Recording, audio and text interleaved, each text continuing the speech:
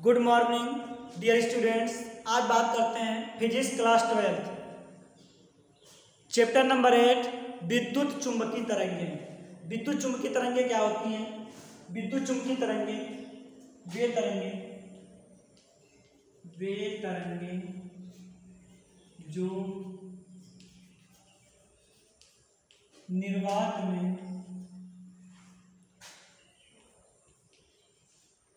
प्रकाश की चाल से चलती हैं।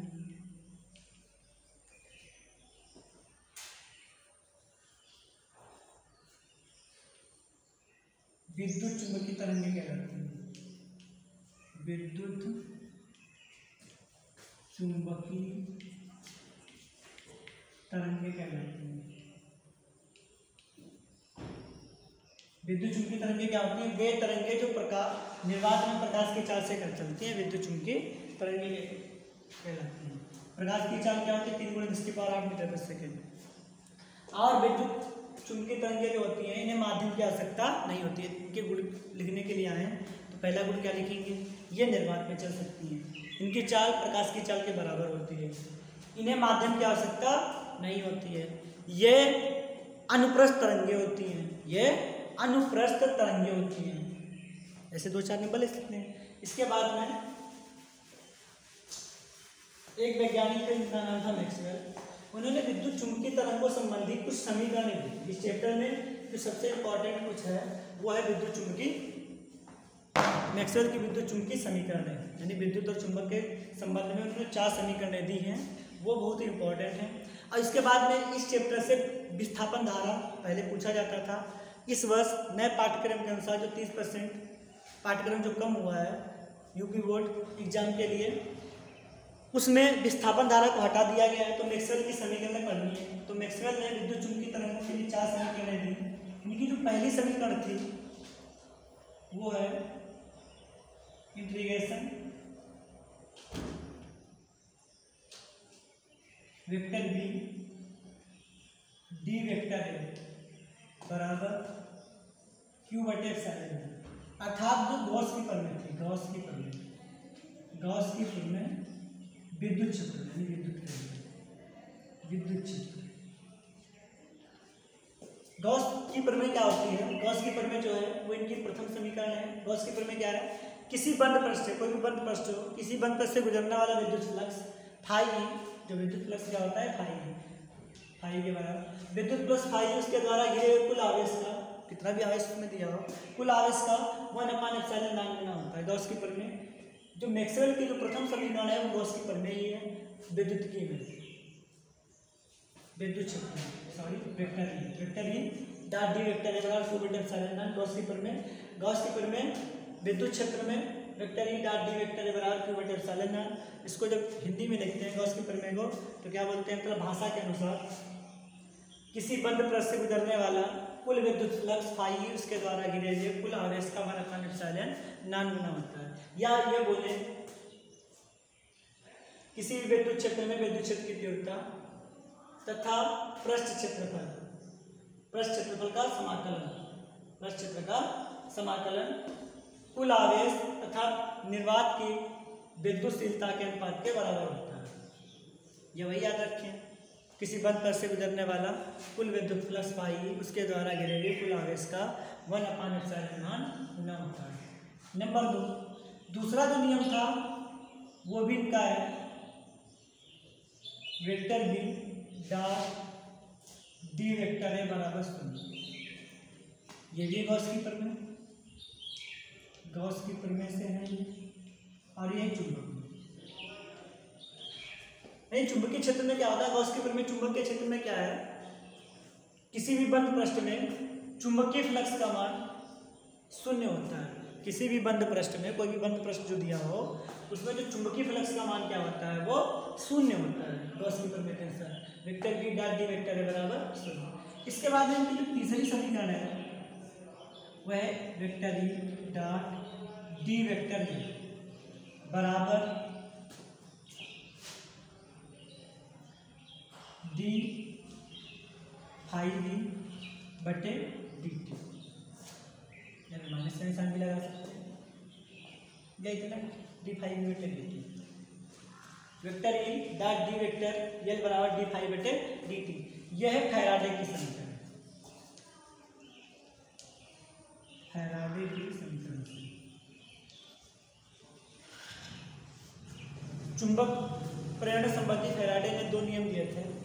उसके अनुसार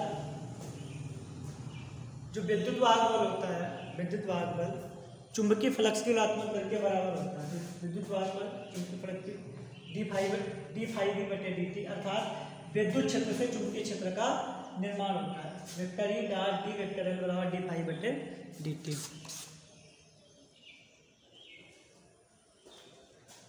माइनस साइन चार पे लगा देंगे। नंबर 4, जो चौथी समीकरण है इनकी, वो होती है vector E dot vector B dot D vector L बराबर mu zero I C plus I D, या इसी को आगे हम लिख सकते हैं म्यू जीरो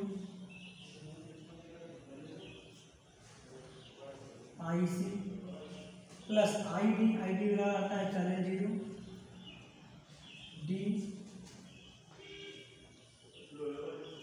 फाई बटे। देखिए, जो मैक्सवेल की चतुर्थ समीकरण है जिसे बोलते हैं एम्पियर मैक्सवेल समीकरण, एम्पियर मैक्सवेल समीकरण। ये चौथी समीकरण क्या है? चौथी समीकरण में जो एम्पियर ने अपना नियम दिया था, किसी भी चुंबकीय क्षेत्र में चुंबकीय क्षेत्र की तीव्रता का रेखीय समाकल निर्वात की चुंबकशीलता तथा समस्त धाराओं के बीजगणितीय योग के गुणनफल के बराबर होता है। लेकिन जब मैक्सवेल ने एम्पियर के नियम का अनुप्रयोग कर रहे थे तो उन्होंने ये पाया संधारित्र की प्लेटों के बीच में 2 प्लेटें ली। उसके बाद में जब उन्होंने इसमें एक और धारा जानी जिसे उन्होंने विस्थापन धारा नाम दिया, इसके बाद में जो आईसी सब चालन धारा नाम दिया, तो जो मैक्सवेल एम्पियर का ये जो फार्मूला था vector B dot D vector L बराबर म्यू जीरो सिग्मा आई, ये केवल आई था। इस फार्मूले का संशोधन किया एम्पियर ने जो एक सूत्र दिया था vector B dot D vector L Gaussian test बराबर म्यू जीरो आई, इसको संशोधित रूप में मतलब इसका जो सुधार किया एम्पियर मैक्सवेल जी ने, तो उन्होंने फार्मूला दिया vector B dot D vector L बराबर mu zero I C plus epsilon naught D phi बटे डी टी, या इसको हम इस तरीके से भी केवल लिख सकते हैं म्यू जीरो बराबर आई सी प्लस आई डी। अर्थात एम्पियर के अनुसार था चुंबकीय क्षेत्र का रेखीय समाकल निर्वात की चुंबकशीलता तथा धारा के गुणनफल के बराबर होता है, जबकि मैक्सवेल के अनुसार है चुंबकीय क्षेत्र का रेखा समाकल चुंबकीय क्षेत्र का रेखा समाकल निर्वात की चुंबकशीलता तथा चालन धारा विस्थापन धारा के योग के गुणनफल के बराबर होता है। मैक्सवेल की समीकरण 4 फिर से एक बात देखिए। पहली समीकरण है फाई बराबर integration vector E dot D vector A बराबर q बटे एप्सिलॉन नॉन, जो गॉस की प्रमेय होती है वह मैक्सवेल की समीकरण है। दूसरी है Gaussian test vector B dot D vector A बराबर 0। तीसरी vector E dot D vector L बराबर माइनस डी फाई बटे डी टी, फैराडे के समीकरण से है। फैराडे ने विद्युत चुंबकीय प्रेरण संबंधी 2 नियम दिए, उनके आधार पर उनका प्रथम जो नियम है वो प्रथम नियम क्या होता है, किसी भी चुंबकीय क्षेत्र में चुंबकीय फ्लक्स की ऋणात्मक दर विद्युत वाहक बल के बराबर होती है। और उनका द्वितीय नियम जिसे कहते हैं न्यूमैन का नियम भी बोलते हैं। और उनका जो द्वितीय नियम है किसी परिपथ में प्रेरित विद्युत धारा सदैव उस कारण का विरोध करती है जिससे वह स्वयं उत्पन्न होती है, उनका द्वितीय नियम है। और ये समीकरण फैराडे ने दी थी, ये तृतीय समीकरण की है। और जो चतुर्थ समीकरण जो सबसे इंपॉर्टेंट समीकरण है जिसे बोलते हैं एम्पियर मैक्सवेल समीकरण।